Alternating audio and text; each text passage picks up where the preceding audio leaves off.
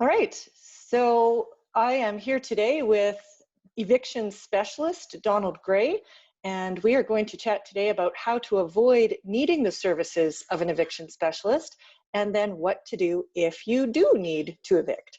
So Don, why don't you tell us a little bit about yourself?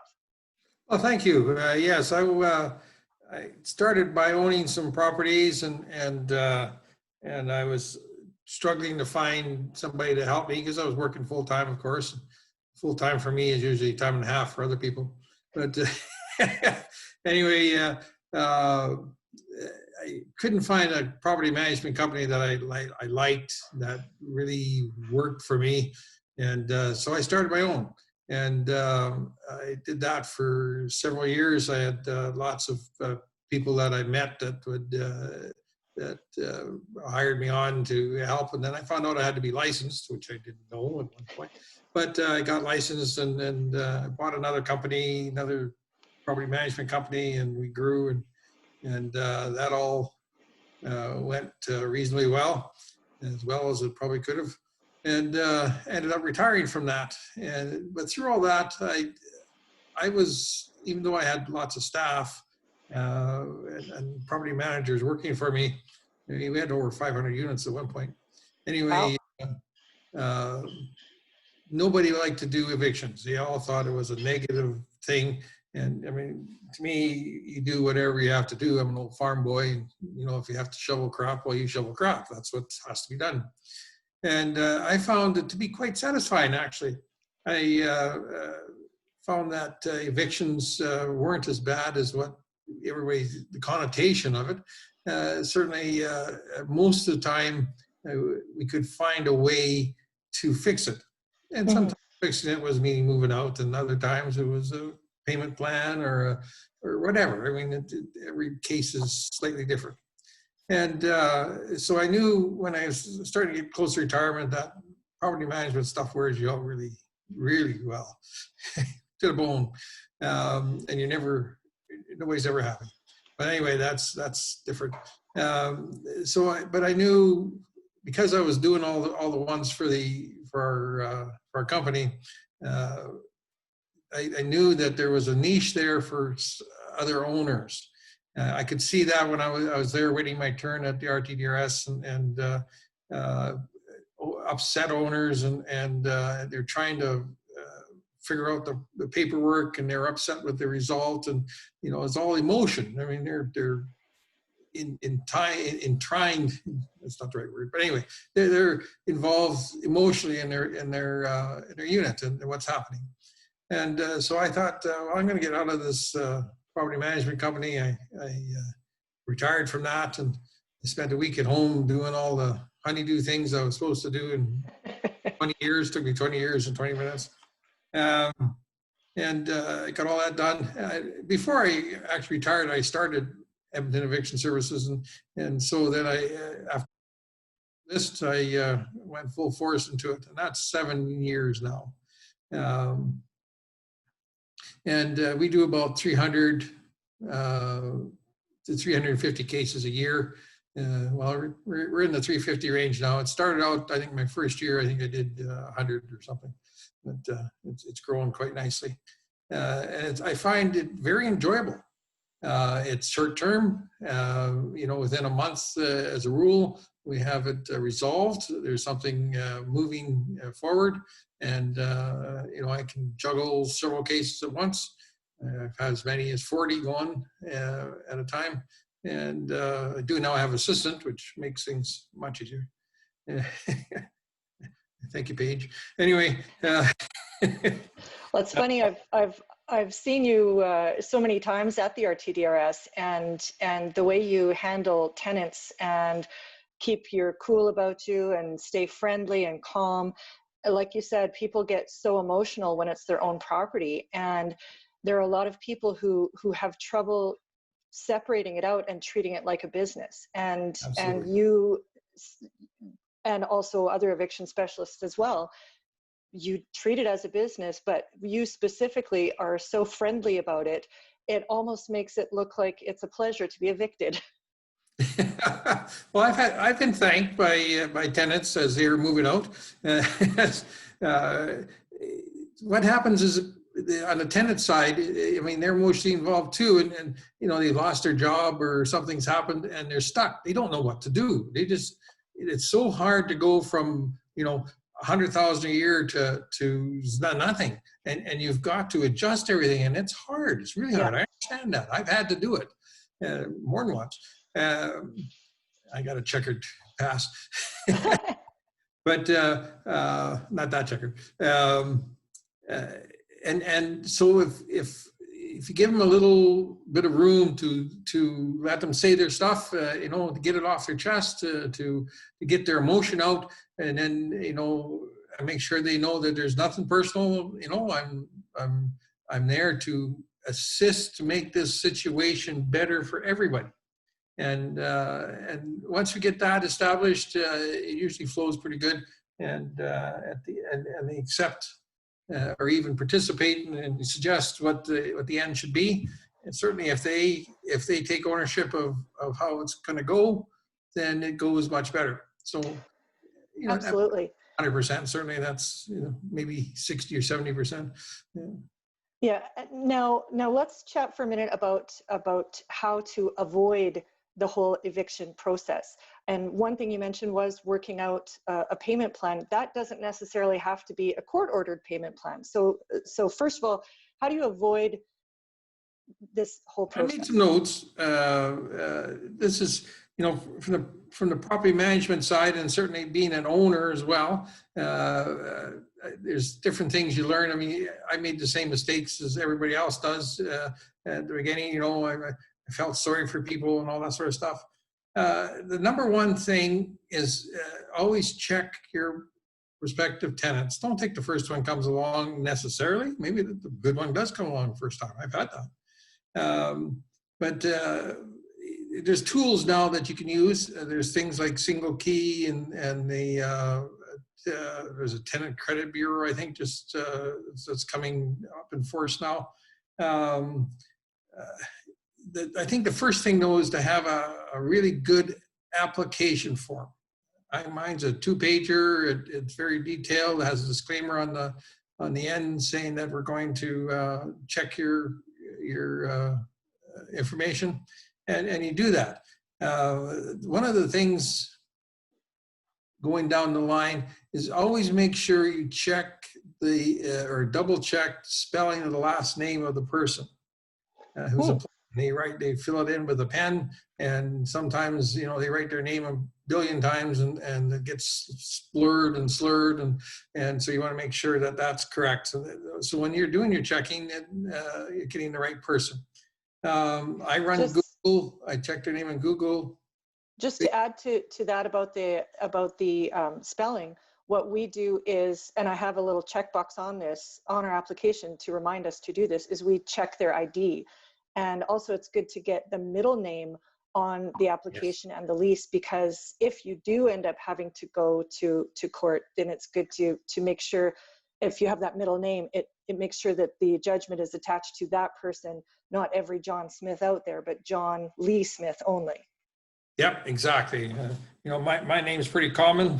Gray is very common. And one time back in the old days when we had yellow pages or white pages, I checked one time and there was like 15 columns of Gray, and I think there was 20 some that were D or Don. So, and no matter how unique your name is, there's somebody else with it too. Yep. Most likely. Except there's no Doe, no John Doe. But anyway, and you were saying Google. Yeah, Google, Facebook. I check, put their names in, and see what comes up. There's been some interesting things I find or I have found. I always make sure that I phone the previous landlord, and if it's not a company, a real estate company, a property management company, then when I phone them, I usually ask if they have any units available. And if they don't know what I'm talking about, then it's a friend. And that's worked really well for me. I mean, that automatically goes to file 13 if it's a friend.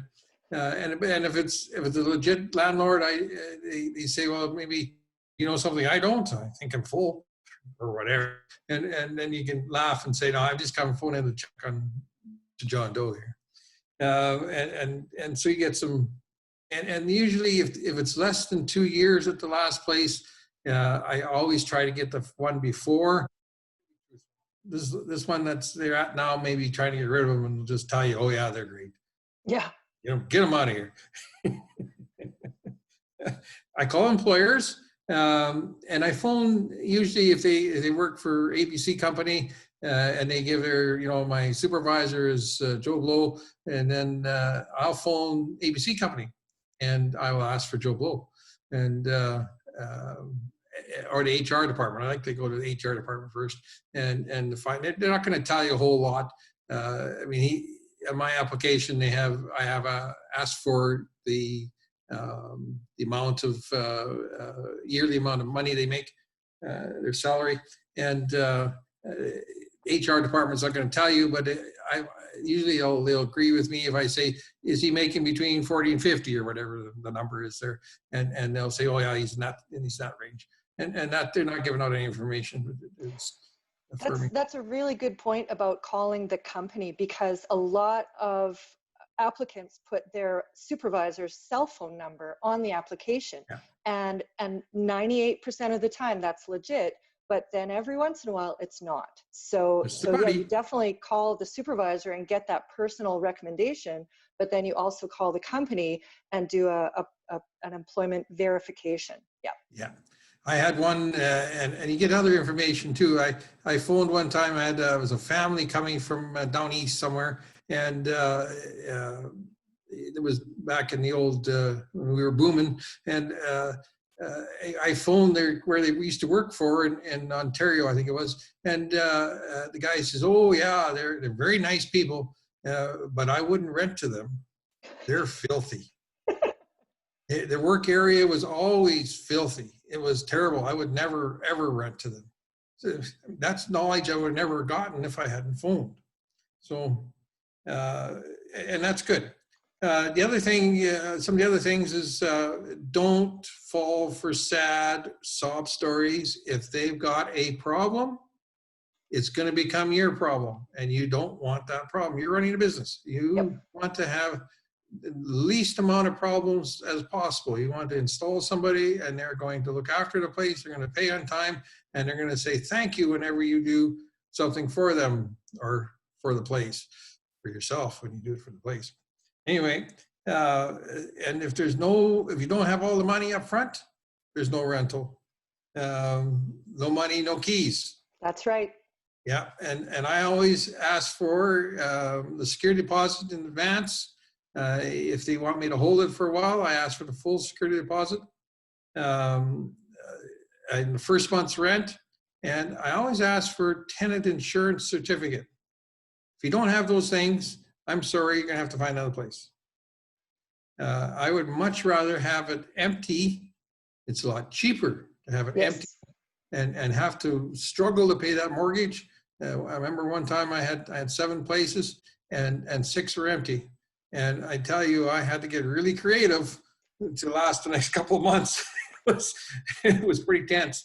But anyway, that was better than putting somebody in there that I didn't get rent, would be in worse place, and then wreck the place. And you got another, $2 or $3 or $4 or $10,000 worth of payments you got to make. And the stress too. And stress, yes, and anger. Always make sure it's secure funds. I don't take checks. Yeah, it's e-transfer, or if you are getting a bank draft, then make sure that you verify it, because I was speaking at one a rain event, and somebody had said that the person came with a bank draft for the full amount of the first month's rent and the deposit. They came to the showing with that, and sure enough, it was fake. So yeah, if somebody comes to the showing with a bank draft ready, then just run away. Red flag. Yeah. Siren. That was a really good point too about the. Oh shoot! Now I forget. I've lost my own train of thought. All right, sorry. Go ahead. That's okay. I do it all the time, and I'm quite a bit older than you do. So employers, I'm just looking at my notes here. And once you got them installed, I like to inspect after a couple of weeks, give them a chance to get their stuff put away. And I do a quick inspection on it. And I usually use a little excuse. I've got a little present for them, maybe some light bulbs or a little basket or something. Maybe a $20 gift certificate for Home Depot or something like that, something they could use in the house. Terrible thing. Anyway, and then you can see how they live and if they're out unpacked and all that sort of stuff, and that gives you some early warning signs. One of the other things when it comes to do a showing, I try to be in the sidewalk or at least looking out the window when they pull up, so that if they open up and a bunch of McDonald wrappers fall out, so you know what your house is going to look like. That's a good point.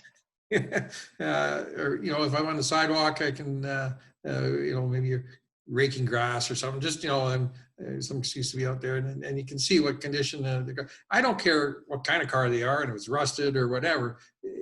If they're going to keep it clean, they're going to keep your house clean. Yeah. One thing that we do, and this, I don't know if this could be allowed in different provinces, that I'm not sure, but here in Alberta, one thing that we do is we have a trial lease. So we'll have this is especially important for us because most of our properties are legally suited houses. So you've got two tenants and there's shared yard and everything. But what we do is we have a trial lease. So it's a 3-month lease to start. And then we do the inspection after about a month and a half or so. And then if it's working out for everybody, then we'll renew for the 9 months to round out the year. And it's actually a selling feature for tenants too, because if they realize, jeepers, I don't like living in a basement suite. We had one lady who turns out she was afraid of spiders. And we had a really bad year for spiders. So of course that particular year, so the basement was full of them. And so she took us up on the 3-month trial lease and moved out because of the spiders. So it's a selling feature that if, and it works. Another one we released from her trial lease because she was a crazy person and she was great on her own, but she yelled constantly at her children and yelled I had her once too. bad words. And the young Bible school teaching young ladies upstairs were terrified of this woman. So we released her after the 3-month trial lease. So that's one thing we love to do. They were above the devil incarnated. Anyway, the suited ones are always tough. It's hard to make the culture of that house. People get along, and I know I made mistakes in the past. I always try to watch, we got a single person, put a family or with a young child or something above or below and that sort of stuff. It makes it more difficult. You got to be much more on top of that. Well, nothing worth fighting.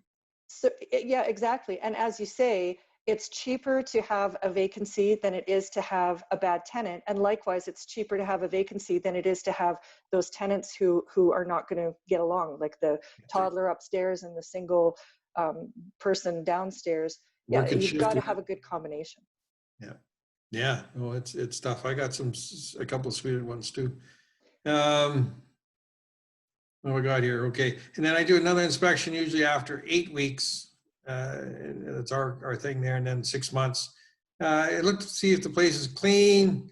As I go through, I count beds and see how many people are there.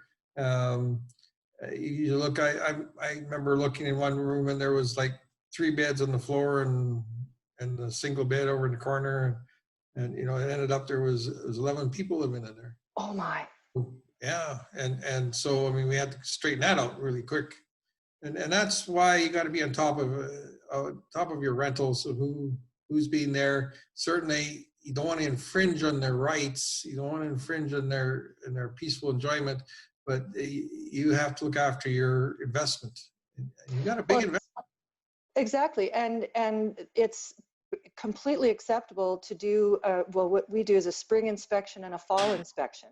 And one of the reasons we do spring and fall is because, well, for fall, for example, you need to make sure the hoses are unhooked, and you need to make sure, you know, there's certain things that are basic property maintenance things, both inside and out, that should be done in spring and fall. So it's a great time to have the interior inspection as well. And we check for one thing that's really important to check for, and that is plumbing leaks. Yes. Oh, that it's your number one enemy. You got to be friends with a plumber. He's got to be your best friend. Yeah. See him. Now what, one thing that I also do, I don't know if you do this, is I'll check for judgment search at the Court of Queen's Bench. Oh, yes. Yeah, I do that too.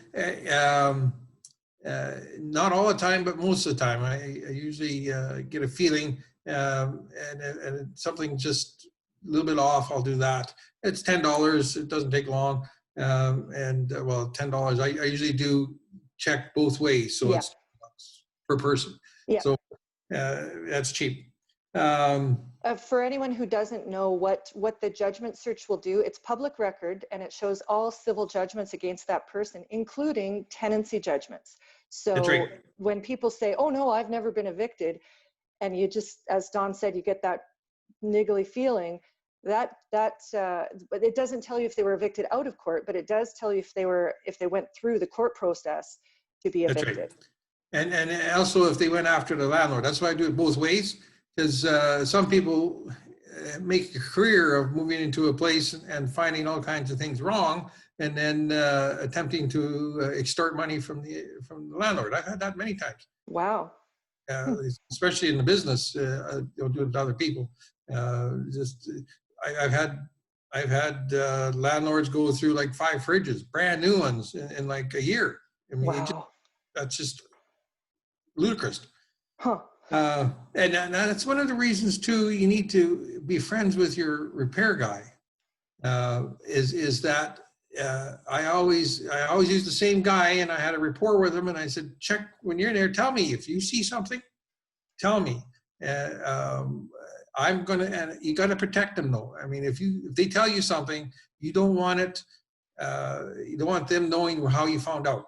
So what I usually used to do, if they told me something, I would schedule a week or so later. I would schedule an inspection, and I would discover this problem, and then it protected the plumber or whoever was in there, the repair person that was in there.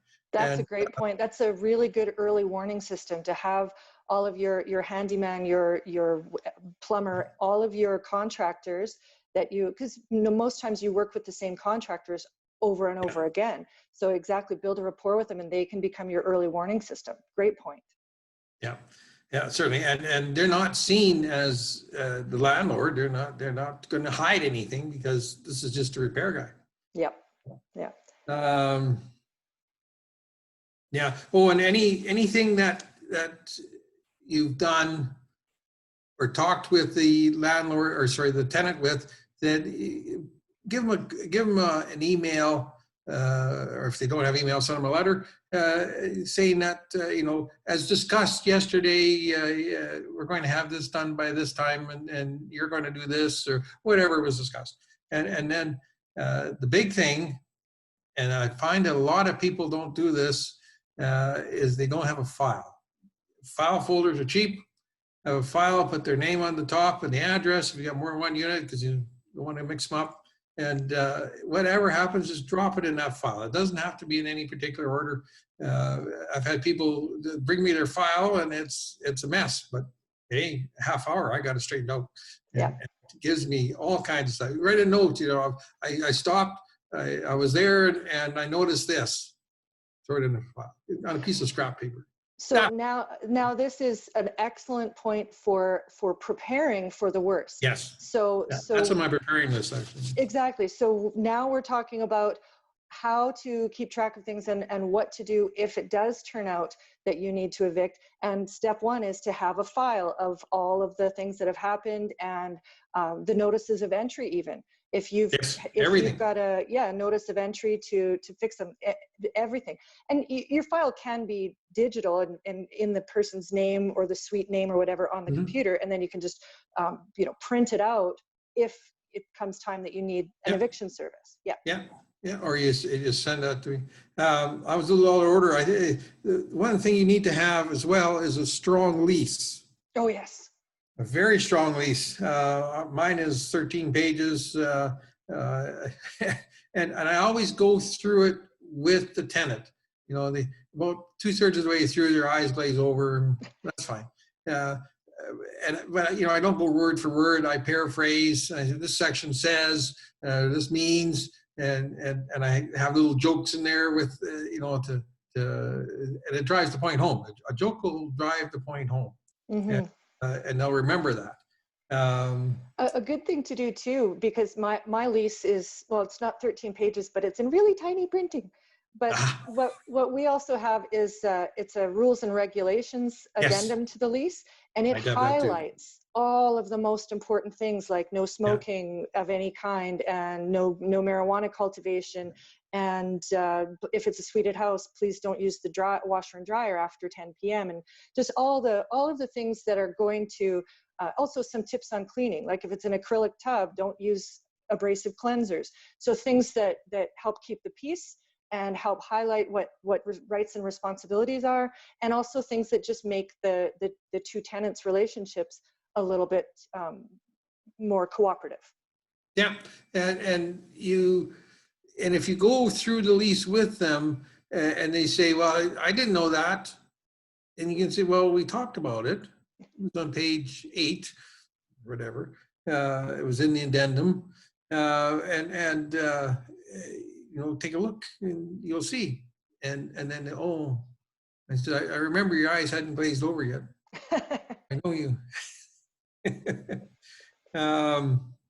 Yeah, you need to list everything in your lease. You know, if smoking is allowed or not, pets, if are not, what size, what. I have a pet addendum that even talks about screens and everything. I mean, you get a cat or a dog goes through the screen chasing after something. I mean, they got to know that they're responsible for that. Mm-hmm. What else we got? Oh, I'm looking at the wrong list. Yeah, number of people, how long a visitor can stay. Mm-hmm. I've had people move in and they say, well, hey, you got more people than we got on the list. And, oh, they're just visiting. Well, they've been there more than 2 weeks, whatever your contract says. And I mean, if when I'm talking about that, I usually tell them, you know, if you got relatives coming from overseas and they're going to stay a month, that's fine. Just let me know. Yep. You know, my auntie's coming from Australia. They're going to stay a month. Wonderful. Have a good time. Yeah. But then I know, and it's a fire thing too. I always tell them, if your place is on fire and the fire department asks me how many people are in there, I got to be able to tell them that there's 4, because they don't want to find 8 bodies. Yeah. Just one point with the leases. I know that in Ontario, for example, they have a specific lease that they have to use, but some of these extra terms can go in the additional terms section. And it may even be possible to have addendums to the Ontario lease. That I don't know, but I do know you can put some additional terms into that one section. So you're not stuck with the lease completely as written by the lovely government of Ontario. Well, if you think about it, that's what we have here as well, because the Residential Tenancy Act governs your lease. And if it's not in the act, it doesn't apply on your lease. So you can't have something against what's in the act. Well, yeah, you can put whatever you want in your lease, but if it is against the act, it's not going to count. So you might as well just have a good proper lease to start with. So let's chat about how to prepare for an eviction. What the first signs are, what to do if it looks like you. For instance, the first day that rent is late, what do we do? Oh, first day, if they haven't called me and said, you know, something legitimate, you know, this happened or that happened, or I'm stuck somewhere and whatever, you know, one time I have no problem. Say, well, how much time do you need? And I always tell them, make sure you know, if you say it's going to be 2 days, tell me 3, because I want you to be successful. And so one time is good. it shouldn't be any more in a lease if it's a year or whatever. If it's a second month in a row, this is a danger sign. And certainly, the first time might be 2 days, and the second time it's 4 days, and the third time it's 8 days, and then next thing you know, it's the end of the month they're paying, and if they're paying, and I mean now you're upside down, and so that's and put a note in your file. Phone me rent 2 days late, August, whatever, and that'll remind you because you may forget those things. Yep.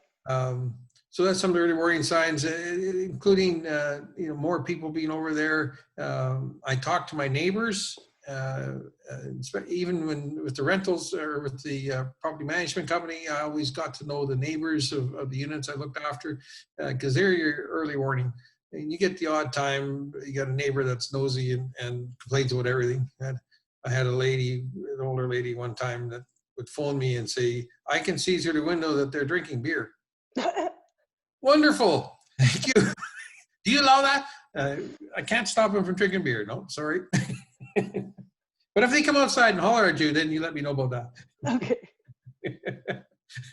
So, I mean, it can work against you, but most of the time it works for you. I've gotten lots of good tips from neighbors saying, there's something going on next door. There are people going all night. In and out all night, and there's cars driving up, their windows are all blacked out, and they go out for 2 minutes and out, and then it all suggests something not right. Those things you got to get on top of. You got to know, and if somebody phones you, make a note and throw in your file. Other things, complaining. If they're complaining all the time, and to protect your investment, you need to keep your place up. Certainly plumbing leaks, cracked windows or whatever, things happen. So you need to be glad when they let you know. If you go do an inspection and there's a bunch of stuff that's not right and they haven't phoned you, here's a sign too. So those kind of things, it's being aware. You don't have to be overt about it. If you, just as you're doing your inspection, you note things, ask friendly questions, always be cheerful and happy, don't be accusatory, and you'll find out all kinds of things that are funny. I talk to the kids too, often when the kids are there, and say, what's happening, and oh, my uncle's been here for 3 weeks. And it's so much fun. And all that. Oh, so you moved in? Sorry to interrupt, but I just noticed that there's a couple questions on in the comments. And so if a tenant will not pay and I'll also type answers later just in case the people missed this spot. But if a tenant does not pay their rent, will it affect their credit score? And now it looks like it soon will, because the tenant credit bureau thing is getting going now. So far, we already have it that we can report to the credit bureau, because it actually started quite a while ago through tenant verification services. We have they have to sign a release. So it's called a notice to landlord that the tenant signs as part of the lease package, and that gives us permission to report their rent payments to the credit bureau. Now, the cool thing is you can report positive payments and you can report late payments. So tenant verification. Yeah, so especially if you have a tenant who has bruised credit, and we never talked about credit reports. I just want to say quickly, and I'm sure Don would agree with this. I always check credit reports, but it's not really about their score, it's about their habits. So if they have current late payments, if they're always paying late, that's a bad thing. And if they have outstanding collections, that's a bad thing. Yeah. But if something has happened in their past that made their score bad, and now they have good habits, that's fine with me. But so now you've got that tenant who would like to improve their score. Now we can report positive payments and help them to improve their score. And what's next here? Can I ask a tenant if tenant need their own insurance to protect their own things in the house? Yes, that's exactly what Don was saying before. So tenants insurance, and we have it right in our lease that it should also cover alternative living expenses, because if there's a fire or flood or something where the place is unlivable while it's being repaired, my insurance does not cover for the tenant to have to stay in a hotel or an Airbnb. So their insurance should have alternative living expenses as part of their policy. Yeah. And for the trial lease, is it a regular 3-month lease or is it a special lease identified as a trial lease? No, it's just a regular lease for 3 months. So it's a regular fixed term lease. It's the exact same lease that I use for all the time. And then we do a renewal, just a 1-page renewal when we renew the lease, and that original 3-month lease still prevails. Okay, so yeah, any other questions, keep typing them in and we'll get to them. All right, so now we're facing this whole eviction possibility. What do people need to do for you? Okay, well, I'm going to just step back for a minute. Oh, sure. The point you brought up is usually fixed term lease. Always use a fixed term lease. Don't lapse into a month to month because you have lost all your control. Yeah. I mean, with a fixed term lease, if worse comes to worse, it can't get enough to evict them. When it comes to the end of the lease, you don't renew, and that cuts it off there. You got to cut the bleeding. So that's very important. And I want to make it as far as reporting to the credit bureaus. If we get a judgment, which we always do, get a judgment that if it's $1,000 or more, it's automatically sent through Queen's Bench to Equifax and TransUnion. So that's a wonderful thing. And in your point about the score, doesn't mean anything. I've had a lot of mothers, single mothers, whose husband left them, and they had a pile of debt, and it shows on their credit score, and they tell me about it, and I look at their credit score, and it follows exactly what they say, and to me, that's good people. That's a good point. When somebody says, "Are you going to check credit?" and we say, "Yes, we always check credit. Is there something we should know?" and they volunteer, "Well, here's what happened," and I've had the other side of it too, where yeah, I was getting a divorce, and my wife went and ran up ex-wife went and ran up all my credit cards and emptied the bank accounts and left me sort of stuck. So I've heard both sides of the divorce story. Yes. So it's the easiest way for somebody's credit to get ruined. And let's just say it's sort of no fault of their own. So that's let's help them out with positive reporting. Yeah, and those kind of people, they take responsibility, and they are responsible, and they will be good tenants. Yeah. You might have to give them a little leeway every once in a while, but all those, or most of those, I found to be good people, and that did well. I still got single mothers that have in tenancies that they've been there 20 years. And their kids are growing up, and their life is good now. So anyway, we're talking about preparation of if we have to go to court. So the big thing is you got to gather your evidence. So I mean, if you have non-payment, that's a good thing for going to court. Not a good thing for you, but that's an easier reason to go to court, especially if you got a month or two, or some people have a lot more.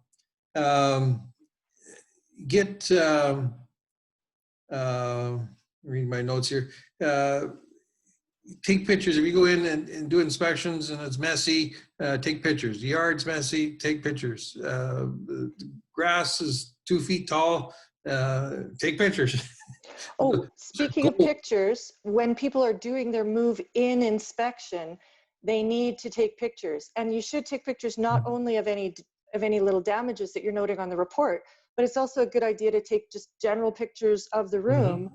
Because, for example, we had one tenant that, lovely when tenants move in and suddenly get addicted to drugs. That's happened to us a couple times. Magic, yeah. Not a great situation, but what they claimed that there were no curtains or curtain rods is what they claimed. So I don't know why they stole them, but yes, they stole my curtain rods. Yeah. And so if you have Beat each other with them. pictures of any little damages you're noting, but also of the rooms in general to show the full condition when they move in, and that's part of the move-in inspection. Yeah. Well, yeah, and that's important of the general area, especially outside. You know, they got it in this condition, and then you know, you take a picture and there's an old refrigerator and piles of toys and junk and tires and what have you. I mean, those are things. So you want to, I guess what you're looking, where we're going to is that you got to have good, solid reasons to evict somebody. Just because I don't like them, I don't want them in my house anymore. You've made a contract with them, and it's enforceable on both sides. So you got to gather your information. If there's complaints from upstairs or downstairs, or the next door neighbors, or the police or whatever, get them to send that to you in emails or text messages even, and so that this gives you evidence. If there's been police activity, they don't usually give you any information other than a file number. Now, sometimes you got to ask neighbors or whatever to see what occurred. They're screaming, or somebody chasing somebody with a knife, or whatever.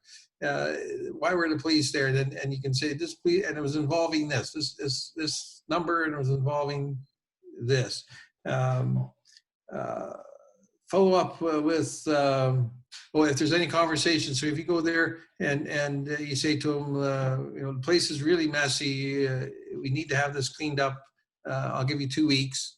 And then you follow up with the email saying, I was there yesterday and we agreed that you're going to clean up in 2 weeks. I'll be there on whatever date. Any notices, and make sure to give notices if there's things that occurred, and it doesn't have to be like a 14-day notice. You can certainly write a notice saying in a common area, like in your case where you have up and down, common area is dirty. We need to have this cleaned, and put a copy of that notice in your file. So all that adds up together. So all letters, emails, texts, anything highlighting the problem. I know I just want to make a point here, because people think, oh, well, my tenant's so good and nothing's happening. But just remember those tenants that I had that were so good that then discovered meth, and everything switched. It was just night and day. Once they got addicted to drugs, night and day. So yes. Even though everything seems to be going fine, keep documenting. Everything goes in the file. Because you just never know. Absolutely. And I've had your situation, what you're talking about many times, where, and especially if the lady leaves and the guy seems to go off the deep end, and often they quit their jobs or get fired, and they're drinking and snorting or whatever they're doing, and it just goes downhill like a cliff. It goes over a cliff. It doesn't go downhill. It goes over a cliff. Yeah. It's done.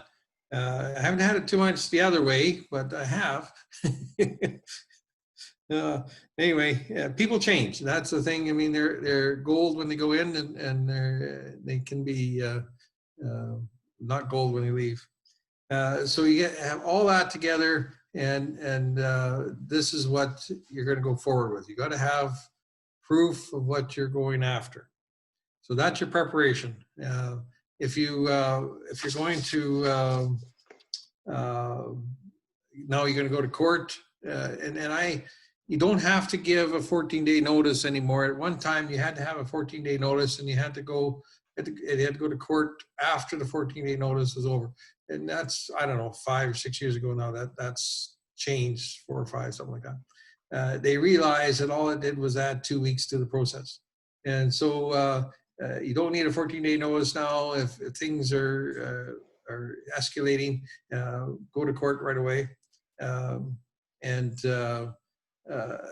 so what you have to do is you apply, you go, and this is the process that we do, and you'd have to do the same thing. Is you take all that evidence and you put it into the application.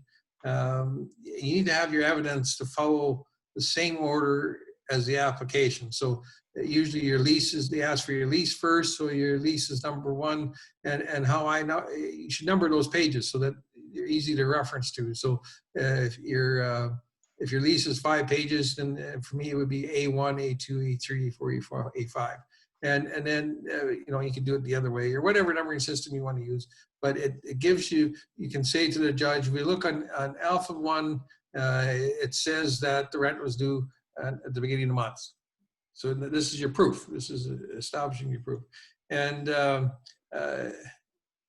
so you put your evidence that way. So B would be notices, and C is your tenant ledger. And this is something a lot of people don't have. That's probably, I have a template now. I have I've over time I've developed something that all the judges seem to like, or all the adjudicators seem to like, and they can read. Not all of them understand numbers, just like the rest of us. Not everybody understands numbers, and so you need to show that they were when the payments were made, if they were late or not. I have an extra column that's days late. So if they paid on the 8th, well, that's 7 days late because they were supposed to pay it on the 1st. Yep. And keep track of all that. And so that's evidence as well. If they paid good and it's other problems, but you should still have to have that ledger. And then after that is usually the other evidence.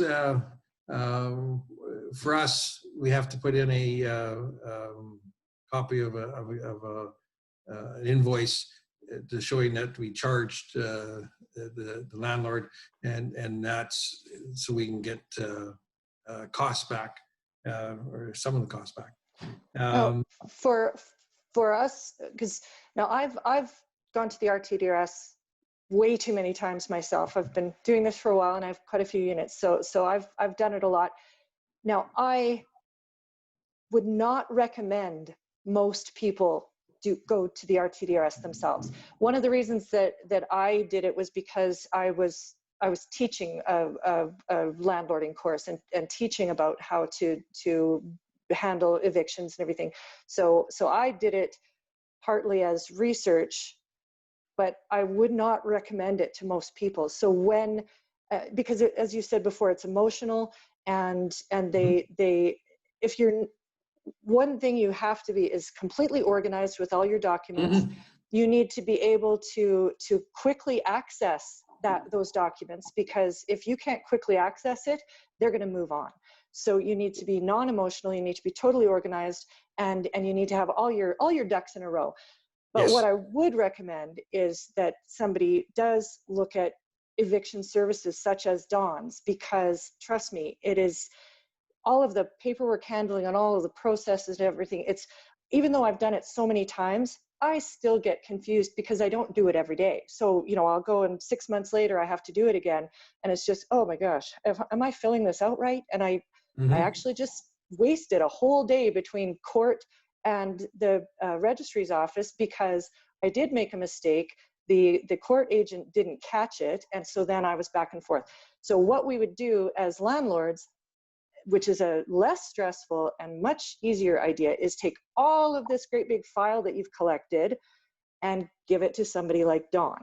So all of these things that you're saying that we need, yes, we need them, and then we can hand them over to an eviction specialist instead of having to deal with all of this mess ourselves. Because trust me, if you don't do it every day, it's like a foreign language. Well, and there's some other problems that involve too when you're doing it yourself, is especially if you're upset and angry with the tenant, and you have to serve them. You get the package together. They send you because everything's done online now. They send you the cover page and the information for the tenant, and so you got to make the package up and deliver it to them. So sometimes that's a major task. And that's, because the emotions are so high and people are hollering and things aren't done, and they have to be done right too, or else it's not considered good service. If it's not considered good service, then we have to do it over again. Yeah, nobody wants that. No. But a couple questions now. We've got somebody asking for tips for an eviction hearing. So I'm guessing that she's got a hearing coming up right away. So we've just gone over a couple tips. Nicole, if you have anything specific that you need to know, please type that in the comments box, and we can address specific things. But yeah, those are the main things. Have it all organized and have absolutely every document you can possibly think of, and have it organized. And of course, you have to file all that as evidence. It's not just on your desk. It has to be filed as evidence in your hearing. And yeah, be organized and be non-emotional. But yeah, anything else specific, then type that in the box. And any suggestions for a tenant that was evicted by the condo association but did not move out on eviction day? The owner is not cooperative. Oh, well, you've got a problem. If there is a court order, then a bailiff can be hired. So if there's no court order, then you've got a problem. But if there is a court order, a bailiff will enforce that. And so that'll be another cost to the condo board. I've seen that a few times. Getting back to the tips there, you're right about being non-emotional. The other thing is to be quiet while the other person speaks. Yes. That's the court does not tolerate people talking over other people. So we each take a turn, and that is very important. I've won cases because the other side was jumping in on everything I was saying and arguing the judge. So that's very important, and being able to answer the questions quickly and only give him the information he's looking for. That's all. Don't give him anything extra. Another good thing too is if the eviction is strictly about rent, there's not damage, you know, the person's being a responsible tenant other than rent, then we can go in with either a payment plan that the tenant and I have figured out in advance, or we can figure one out at the hearing. And tell us a bit about that process. Yes, it can be done in different ways. I try to contact a tenant in between the time of serving and the time of the hearing. So it's not, I can't say that's really successful, but I try to there. I offer my name and my number and everything, and so if we can talk before the hearing, it's wonderful. Some of the adjudicators will give you 5 minutes if both sides want to, and I tell you, in that, I would say probably 80% of the time we can work out a deal, because by that time they now know it's serious. We're at the crunch time. They know something's going to happen, and quite often we come to really good deals. And then certainly anything that the tenant agrees to voluntarily, even suggests, then they take ownership, and it works out much better. So usually handle those things by getting through the rigmarole and saying, you know, we have this amount of money owing, $3,000 owing, and do you agree? And most of the time they agree, because you know they've had it, and if they had payments or whatever, they'll tell you, and you can figure that out in advance usually. But yeah, yes, I agree. Okay, so how can we handle this? The first thing I want is to have the rent on time. So next month, we want to have the rent on the 1st by 4 o'clock or 5 o'clock or whatever is appropriate. And so now we've got these arrears. Can you pay $500 a month? And we got $3,000, 6 months, it's done. Plus the 225, so it'll be 6.5 months. And you know, and they'll tell you, and they'll say, well, you know, we have children, I get the child tax credit on the 20th. Okay, let's make it the 21st, and you pay $500 or whatever it is, and then it's simple, it's clear, and then when the adjudicator comes back, you put that in the court order, and it's good. And if you can't, then the adjudicator will say, okay, you want to stay, you still live in the place. Okay, so if we can, would the landlord be open to having a payment plan? Yes, we would. Okay, so how can we work? And so he does it all. He goes back and forth and asks questions, and we'll end up with the same point. And I find that tenants are much more respectful of the judge most of the time. I'm going to say 95% of the time. They're more respectful of the judge than they are of the landlord or even myself sometimes. So we come to a conclusion. And if nothing's going to work, though, the judge is going to say, well, we're going to have to end this. You'll have a week or whatever. So it's got to come to an end at the hearing, but be prepared to do and quite often, my mother used to have a saying. She used to say, sometimes you got to give people enough rope that they'll hang themselves. And so sometimes you got to do that plan in order for them to be unsuccessful, hanging themselves, and then have to move out. Because in any of those plans, there's a caveat that if they miss a dollar short, day late, then they'll have X, you serve them with a notice of default, and then they have X amount of time to get out, 2 days, 5 days. If there's children, it might be 7 days. But it has to be, and then if they aren't, then you can hire a bailiff to remove them. And that's stressful for the tenant.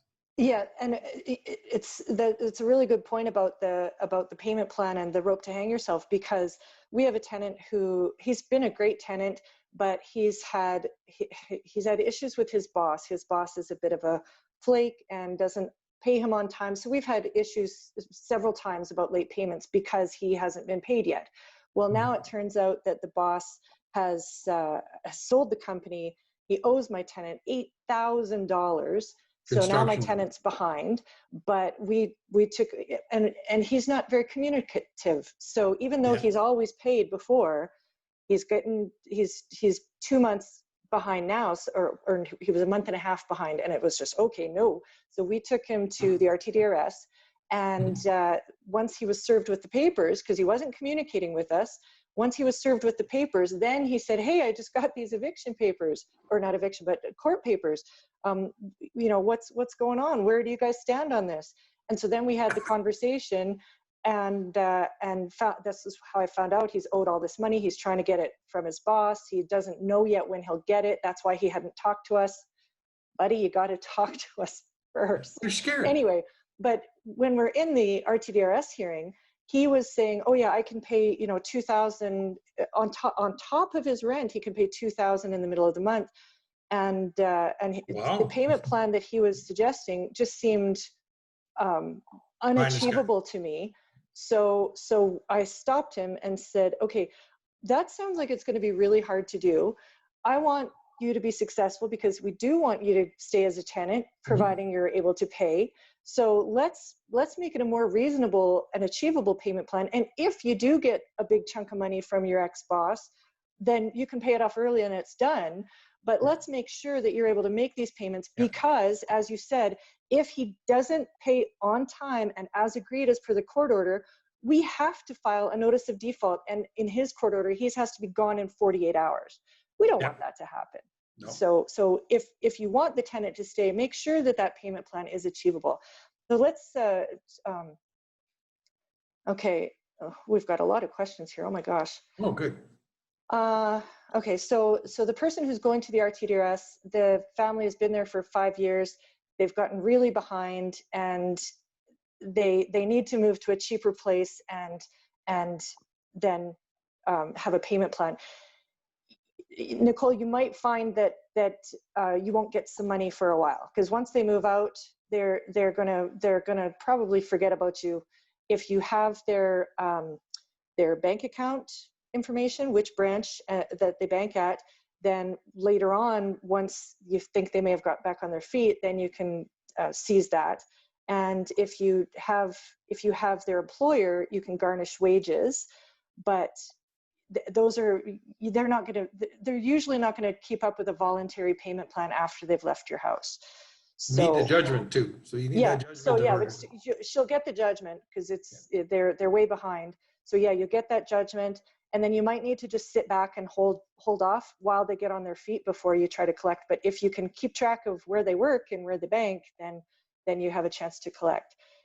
And for the condo thing, I'm thinking that your building manager, whatever company manages the condo building, they should be able to get this whole thing figured out for getting, you know, a proper order.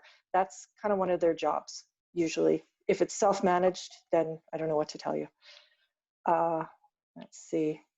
Okay, where are the Where other the comments? condo board would evict, it costs them a lot of money. They have to go to Queen's Bench, and it's anywhere from $3,000 to $8,000 or $10,000 for them to do it. It's much cheaper for them to lean on the owner. Well, and that's a good point. That's probably the best idea, is just to have the condo, and this is usually what our condo, I only have one condo, it's one too many, but but when we've had issues with bad tenants in that building, our condo building management company will lean on the owner, as you say, and say, this is how much it will cost if you don't enforce this eviction, and we have to take it to court.